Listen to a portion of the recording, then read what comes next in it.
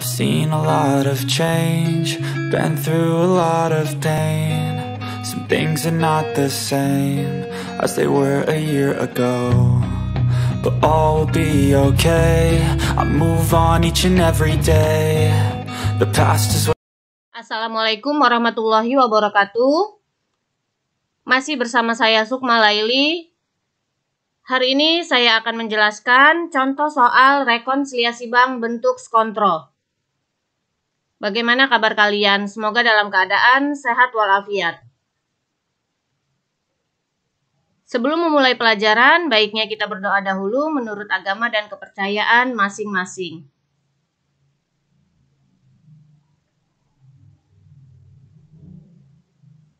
Baiklah, kita mulai. Di sini ada soalnya. Rekonsiliasi bank bentuk kontrol.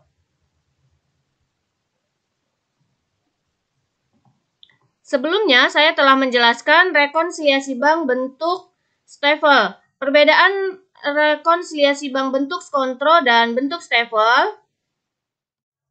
Rekonsiliasi bank bentuk stafel yaitu rekonsiliasi bank bentuk laporan yang laporan menurut rekening koran dan laporan menurut perusahaan atas dengan bawah.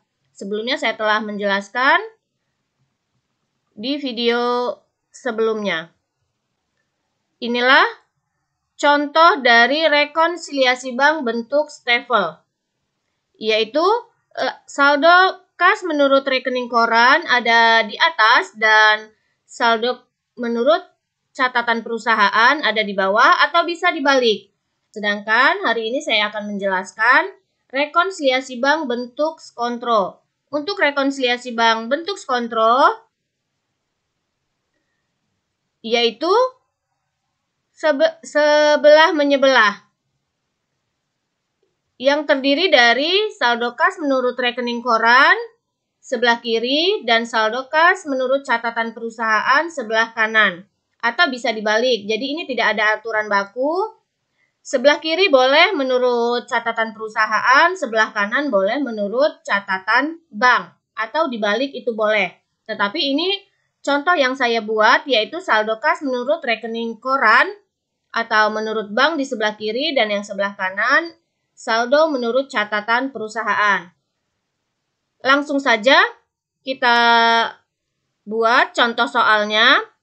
Di sini ada kasus PT Karya Mandiri menurut catatan buku besar per 31 Mei 2022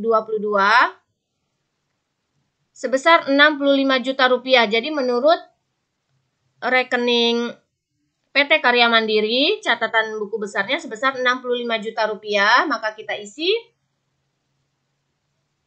catatan menurut perusahaan sebesar 65 juta rupiah. Lalu berikutnya catatan menurut bank dari rekening koran sebesar 72.400.000. Maka kita isi saldo kas menurut rekening koran per 31 Mei sebesar 72.400.000 rupiah. Jadi bisa kita lihat di sini ada perbedaan antara catatan bank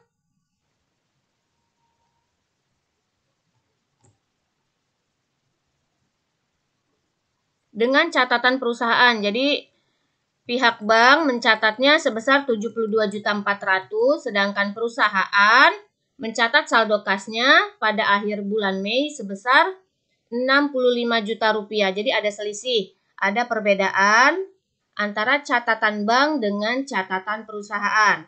Kegunaan dari rekonsiliasi bank ini kita membuat saldo akhirnya yang dari awalnya tidak sama menjadi sama catatan perusahaan dengan catatan bank. Inilah penyebab-penyebab ketidaksamaan. Yang pertama, bank telah menagih piutang wesel perusahaan nominal 13 juta rupiah dengan bunga 1 juta rupiah dan bank membebani biaya penagihan sebesar 600.000 rupiah.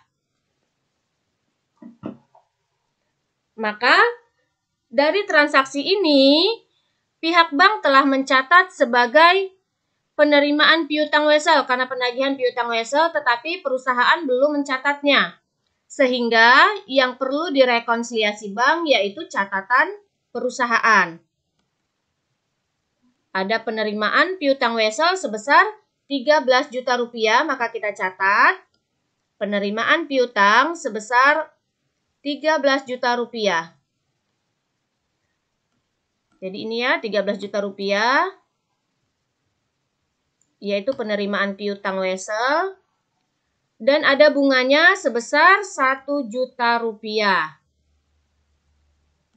Ada bunga 1 juta, maka ini merupakan pendapatan. Ditambah sebesar 1 juta rupiah. Berikutnya, karena ditagihkan oleh pihak bank, maka bank membebani biaya penagihan sebesar Rp600.000. Membebani biaya penagihan ini merupakan pengurangan saldo kas menurut perusahaan. Kita catat ke dalam beban penagihan, yaitu sebesar Rp600.000. Jadi transaksi yang pertama nomor 1 telah selesai, yaitu masing-masing 13 juta rupiah, piutang Wesel, pendapatan bunga 1 juta, dan biaya penagihan Rp600.000. Kita lanjut nomor 2. PT Karya Mandiri tertanggal 30 mengirim uang ke bank sebesar 6 juta rupiah. Namun belum tercatat dalam rekening koran. Jadi di sini maksudnya perusahaan telah mengirimkan uang sebesar 6 juta rupiah ke bank, tetapi oleh pihak bank belum dicatat atau belum dimasukkan. Karena per akhir bulan sudah mau tutup buku. Sehingga yang perlu membuat rekonsiliasi bank di sini yaitu pihak banknya. Kita buat saldonya bertambah dengan nama setoran dalam perjalanan sebesar 6 juta rupiah.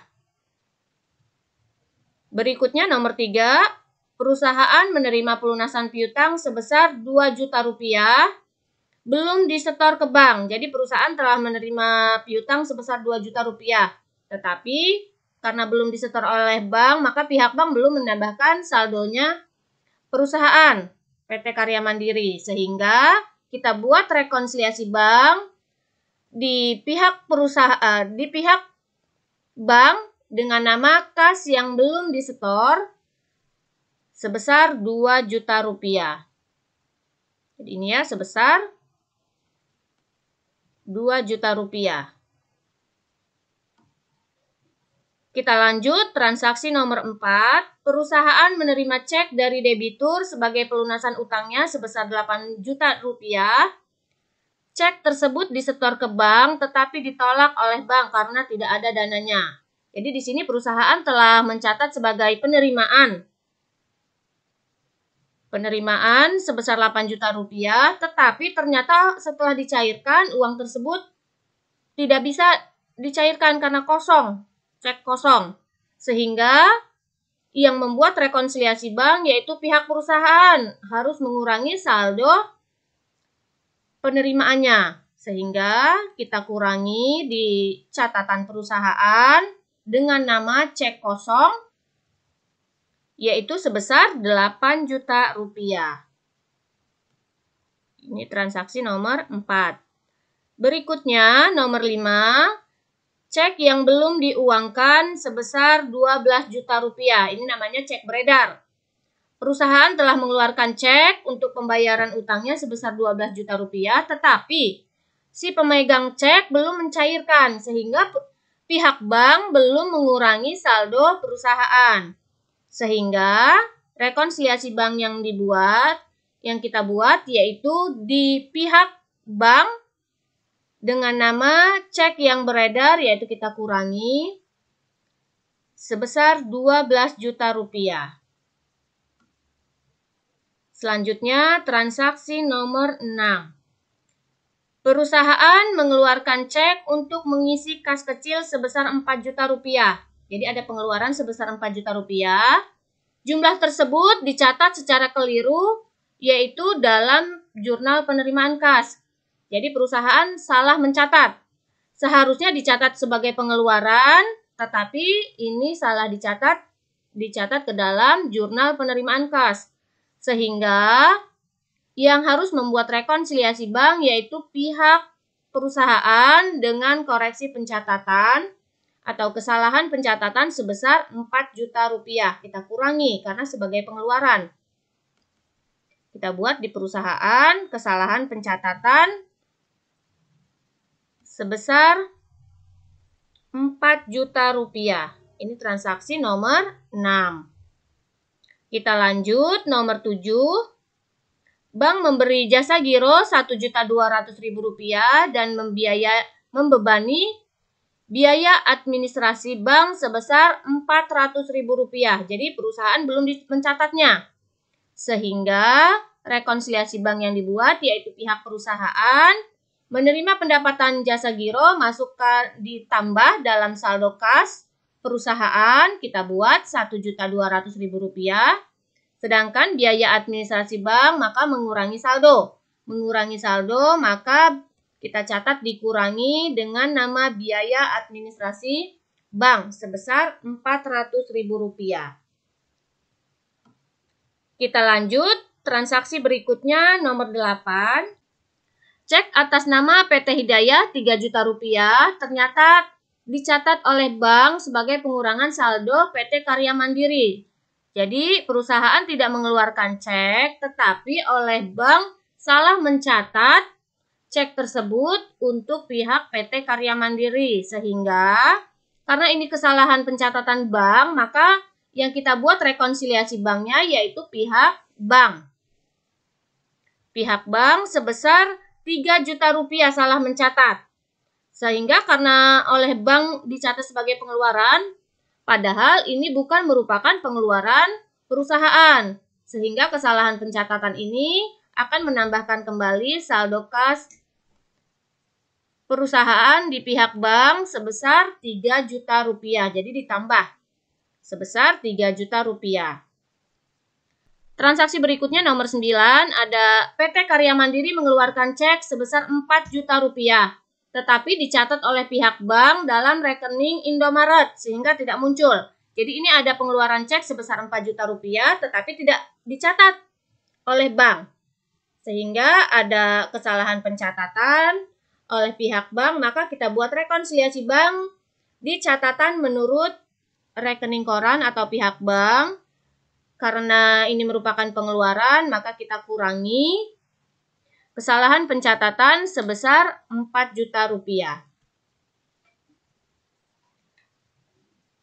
Setelah selesai rekonsiliasi bank yang kita buat, maka kita jumlahkan dimulai dari saldo kas menurut rekening koran.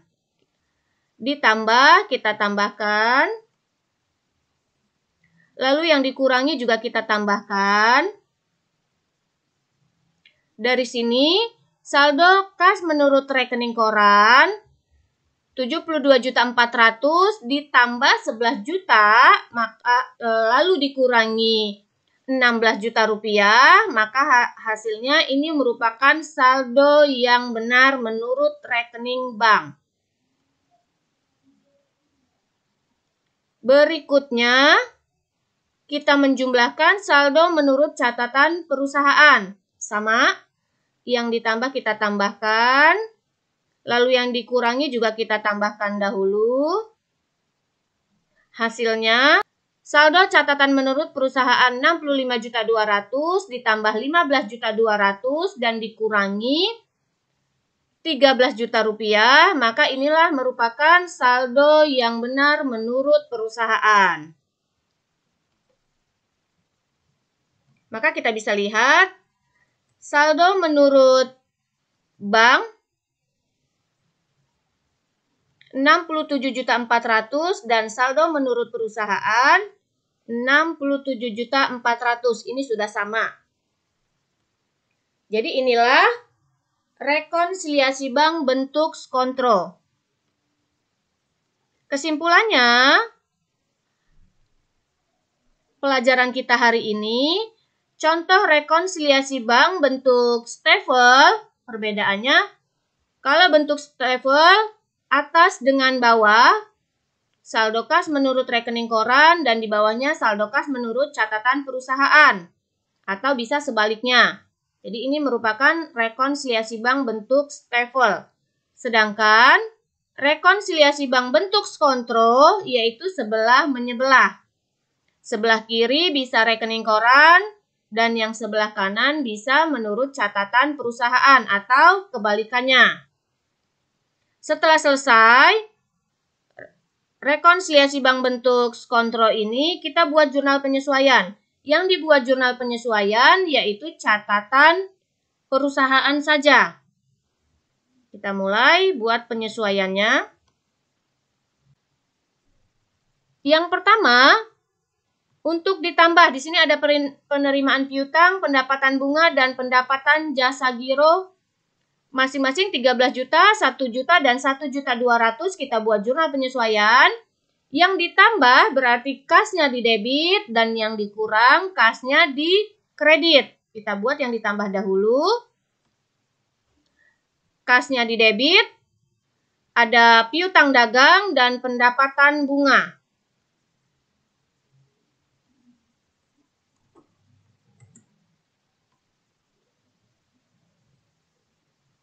Masing-masing sebesar 13 juta dan 2.200.000. Ini didapat dari 13 juta dari penerimaan piutang masuk ke dalam piutang, sedangkan pendapatan bunga yaitu 1 juta dan 1.200.000, sehingga pendapatan bunganya 2.200.000. Dan kita buat jurnalnya, kas di debit sebesar 15.200.000 dan di kreditnya piutang dagang dengan pendapatan bunga. Berikutnya kita buat jurnal penyesuaian yang kedua, yang dikurangi, yaitu untuk beban penagihan Rp600.000 dan biaya administrasi bank sebesar Rp400.000. Maka jurnalnya beban penagihan Rp600.000 dan biaya administrasi bank Rp400.000 di debit, dan yang kreditnya kas karena ini dari pihak dikurangi sehingga kasnya di sebelah kredit. Lalu kita buat jurnal yang ketiga untuk masalah kas kecil.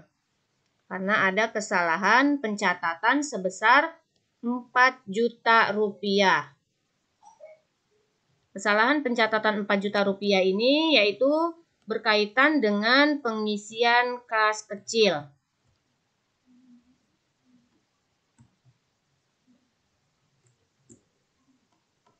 Ini bisa lihat soalnya, yaitu mengisi kas kecil Rp4 juta karena ada kesalahan pencatatan. Maka kita buat jurnalnya. Kas kecil di debit Rp4 juta dan kas di kredit Rp4 juta. Terakhir, yang belum dibuat jurnal penyesuaian, ada cek kosong. Tadi ada penerimaan piutang tetapi ditolak karena uang tersebut tidak ada atau ceknya kosong. Di sini ada cek kosong. Transaksi nomor 4. Sebesar Rp8 juta, maka ini kita buat jurnal penyesuaiannya. Yang awalnya kita sudah mencatat mengkreditkan piutang dagang karena cek tersebut kosong sehingga kita kembalikan.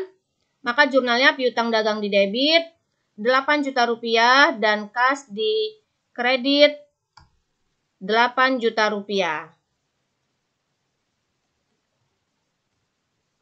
Inilah pembelajaran kita tentang rekonsiliasi bank bentuk skontro yang sebelah menyebelah. Setelah selesai kita buat jurnal penyesuaian yang berkaitan pihak perusahaan. Semoga bermanfaat. Sekian pembelajaran hari ini. Terima kasih. Wassalamualaikum warahmatullahi wabarakatuh.